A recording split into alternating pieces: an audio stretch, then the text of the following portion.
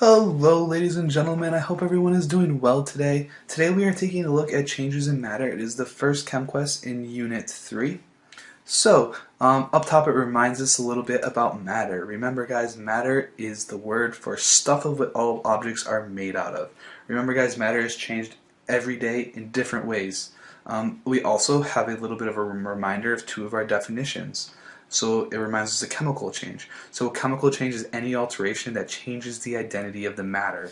So in simpler words, what that means is a new substance is formed. Down here, we have a definition for physical change. Physical change is any alteration that does not change the identity of the matter. So it's any change where the matter still stays what it was. My favorite example to highlight or remember the differences between chemical change and physical change is to use paper. So right here we can do a bunch of things with paper. One of the things we can do with paper is fold it. So is folding a physical change or a chemical change? It's a physical change because this is still paper. No matter how many times I fold it, this is still paper. Also, we can also cut paper. So again, is this a physical change or a chemical change? So we ask ourselves, is it still paper? The answer is yes. You just have a bunch of different little pieces of paper, so it's a physical change. So we can think about what would happen if we took some paper and we lit it on fire. So if you were to light this paper on fire, what kind of change is this? Is this a physical change or a chemical change? So now that the paper is out, is this still paper? No, that is now ash. As you can tell, it's breaking up all over the place. It's leaving marks all over my paper. But it is no longer paper. It's now ash. So that is a chemical change. All right.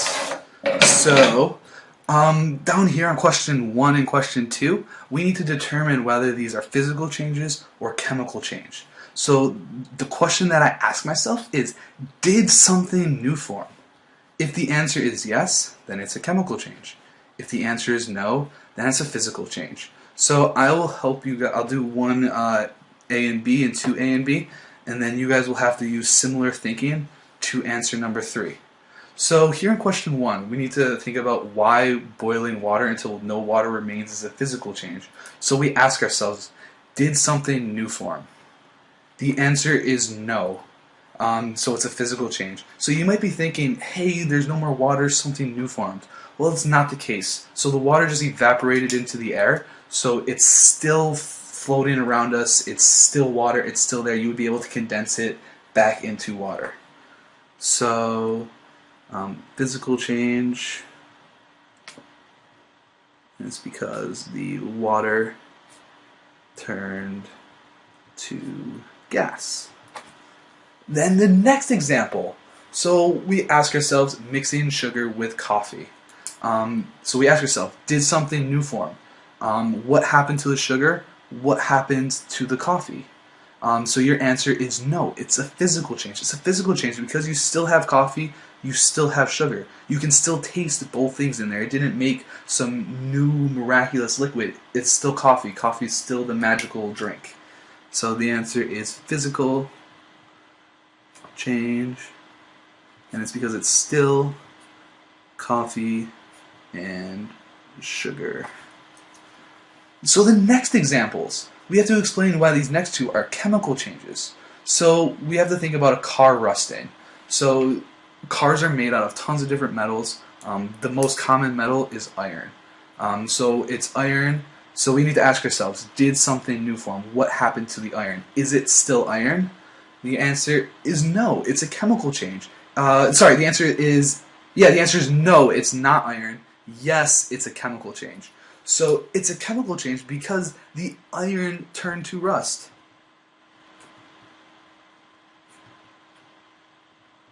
It is no longer a chemical. It's no longer iron. So that makes it a chemical change. So next we think about the same thing with food digesting.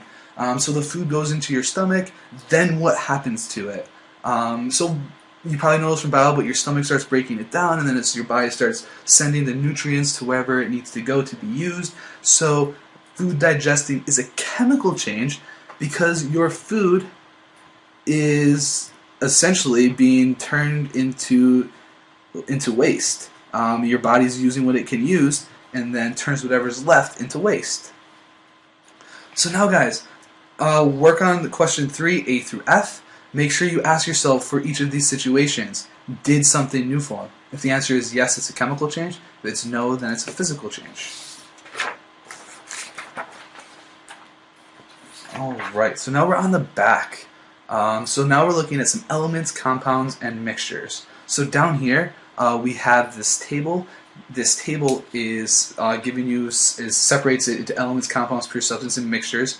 Underneath each, it provides you with some examples. Down here, the questions, you're going to have to analyze this table and then answer the questions. I'm going to talk about some of the pictures I just drew. What I would recommend everyone do is pause the video. What I'm about to say will help you answer some of the questions. So read through the questions and try to think about them as I'm talking.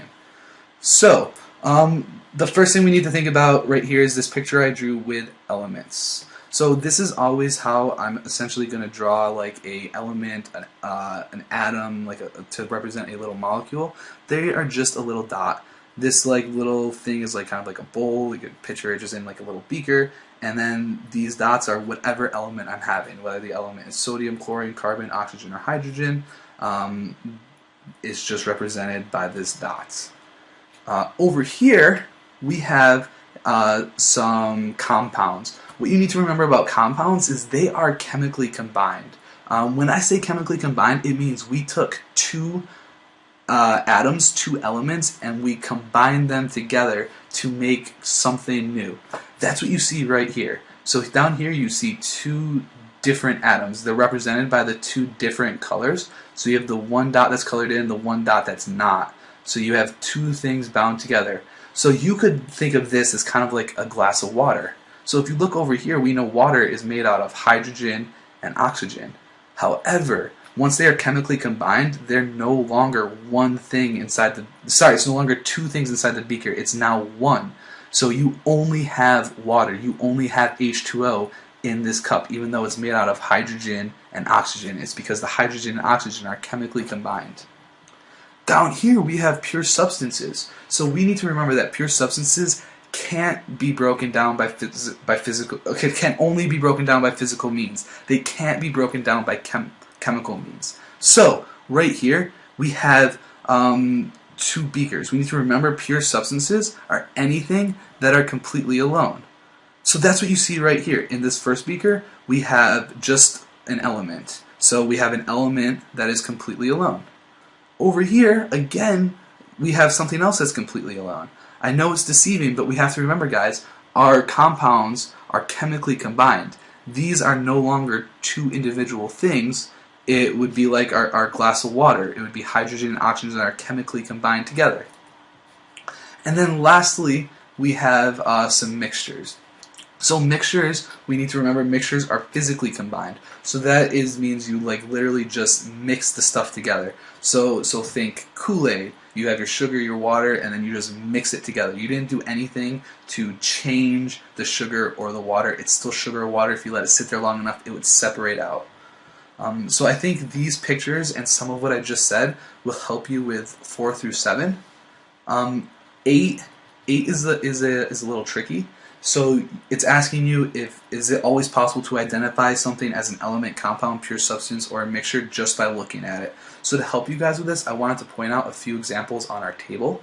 So the first example I wanted to point out, I already talked about a little bit, is Kool-Aid. So once you make the Kool-Aid, say you're making like grape Kool-Aid, it's purple. You can't see anything floating around in it. It doesn't really look like a mixture anymore. However, you know that it already has sugar and water in there, so that's why you know it's physically combined.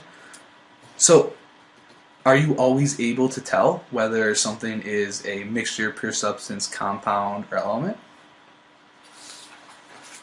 Next, on the back, there are a few examples, and it's asking you to categorize the following as an element, compound, mixture, or pure substance. There can be more than one label for each of these. So up top, I wrote what I asked myself to determine whether it's an element, compound, mixture, or pure substance. if it's an element, I usually ask myself, is it something that I can find on the periodic table of the elements? If it's on there, then it's an element. So compounds, I ask myself, is it something that's chemically combined? Is it something that's made of multiple things that's found on the periodic table? Mixture, I ask myself, is it physically combined? Am I able to separate it? Did I have to do something special to combine the stuff? And then lastly, pure substance, is it completely alone? Is it something that's not part of a mixture?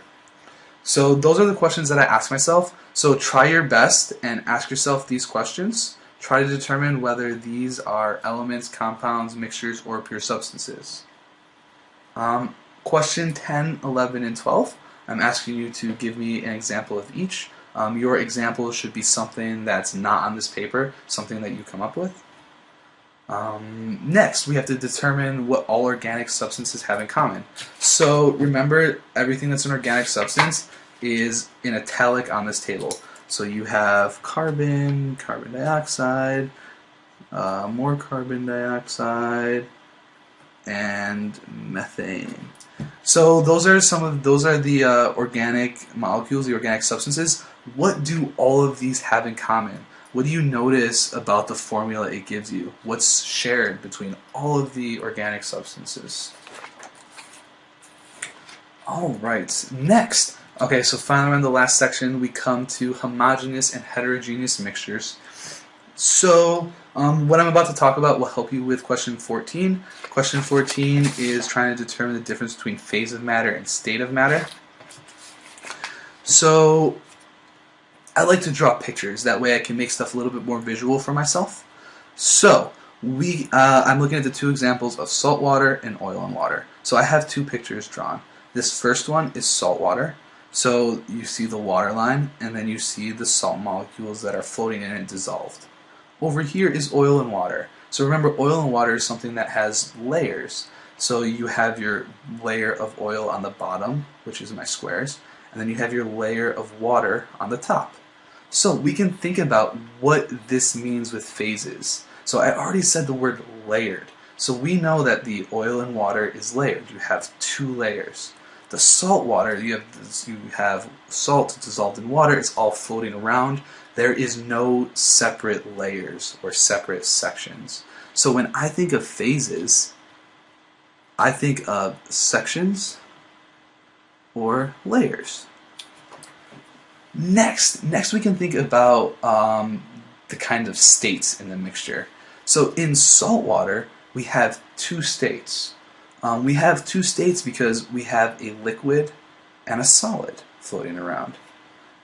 Dissolved floating around. Then we have oil and water. Oil and water has one state, and it's one state because both of these are liquids. So when you're determining the states of matter, you literally just count up whether you have solids, liquids, or gases. So that should help you come up with some definitions for question 14. Question 15, we're determining the relationship homogeneous mixture and number of phases. So when you're looking at this table, so just look at the ones that are labeled homogeneous and how many phases they have. What do you notice about all of the homogeneous mixtures? Question 16, remember the difference between homogeneous and heterogeneous. So you guys have the definitions, look up on your definition what's different about them. Questions 17 and 18, it's asking you to categorize elements and compounds as homogeneous or heterogeneous. So remember what it means to be homogeneous, it's uniformed, one phase, heterogeneous, multiple phases, ununiformed. So you can use these pictures to help you. What do you notice about the pictures of the element of the compound? Is it uniformed? Is it layered? Question 19. So question 19, you have to categorize these substances as homogeneous or heterogeneous. What I ask myself to determine this, I ask myself, is there more than one phase? I wrote this backwards. Good thing I caught it. So is there more than one phase? If your answer is no, then it's homogeneous. If your answer is yes, then it's heterogeneous. So what I'm trying to, heterogeneous, have multiple phases. Homogeneous has one phase. So think about it. Does a salad, is it layered or not layered? Ice water, is it layered or not layered? Dishwasher, does it have more than one phase or multiple phases? And lastly, the same thing for gold. So guys, like always, if you have questions, please make sure you circle them and write down where you got stuck, or try to write down what you don't understand. Like always, I will try to end this with a joke. So the joke for the day is, why do bees have sticky hair? Because they use honeycombs! Well, I hope everyone has a great day. I will see you in class. Bye.